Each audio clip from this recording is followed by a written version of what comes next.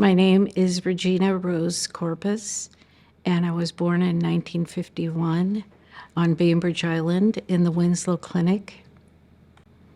My father's name is Anacleto Pactaquanon Corpus, and he's from Bacnotan, La Union, Philippines.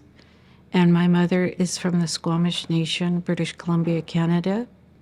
And they met on a strawberry farm on Bainbridge Island picking berries when a lot of the families from First Nations came down from Canada to pick berries for the Japanese farmers. And my mother was only 15 years old, and my father had already been living on Bainbridge Island for about 10 years.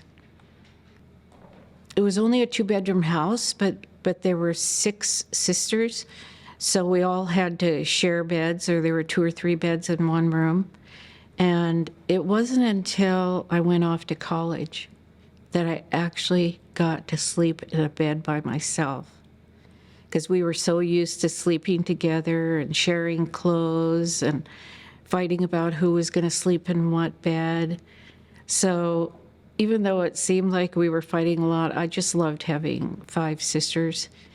And our house was always cold because we had a wood stove to heat the whole house.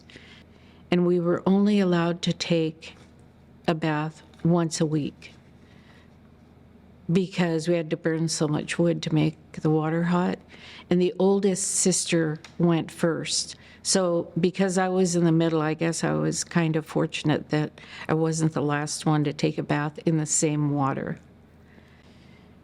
What we had to live on for an entire year was what was harvested in a 2-week time of berry picking. And so to supplement his income, he would go to Alaska with a lot of the other Filipino men from Bainbridge Island and Seattle. And they later were called the Alascaros because some of the Filipino men married indigenous women in Alaska. So wherever the Filipinos went to harvest, and if there were tribes nearby, they oftentimes intermarried. So there's also an Indipino community in Yakima and Wapato in eastern Washington. He didn't talk very much about his immigration process, but I do know that he sailed on a ship called the Presidenta with his brother, my Uncle Mike. And their younger brother, Uncle Eddie, came later.